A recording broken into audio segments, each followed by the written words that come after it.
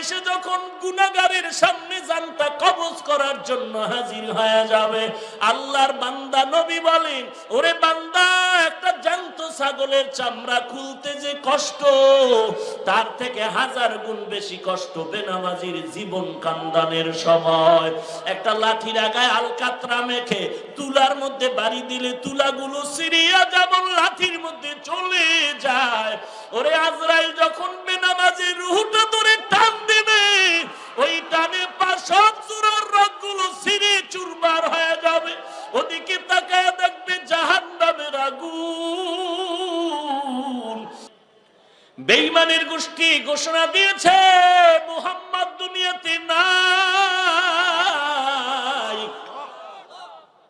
নবীর খবর শোনায় গেল, নবী নাই, নবী নাই। বেলাল আযান দিতেছিল, হাইয়া আলাস সালাহ।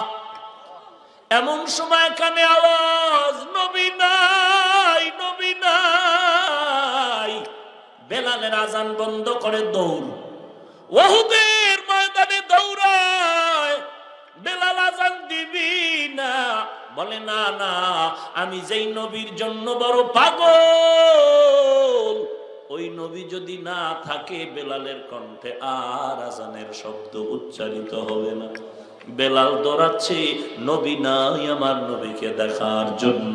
এরে নবীর উম্মতের দল, কেমন নবীর উম্মত হইলি একবারও চিন্তা করলি না রে নবীর উম্মতের দল। এমন একজন নবী পাইছো, যেই নবীর জন্য আসমান পাগল, জমিন পাগল, পাহাড় পাগল, নদীর মাছ পাগল, জঙ্গলার প্রাণী পাগল। নবী রাস্তা দিয়া চলতেছেন, দুধারের প্রাণীরা নবীরে সালাম জানাচ্ছে। সাহাবায়ে কেরাম বলেন, পয়গম্বর, আমরা কোনো মানুষ দেখি না, বারবার বারবার সালামের আওয়াজ পাইতেছি, কি ব্যাপার বুঝতে পারি না।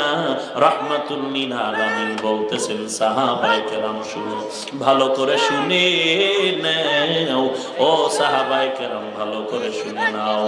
এরে নবীর উম্মতের দল, ওরে উম্মতের দল। রাহমাতুল লিল আলামিন ডাক দিয়া বলতেছেন, আমি নবী যখন রাস্তা দিয়া চলতেছি, আমি নবীর খবর পাইয়া জঙ্গলার প্রাণী আমি নবীর সালাম জানাই। ওগো নবীর উম্মতেরা, হয়ে আজি দিশাহারা,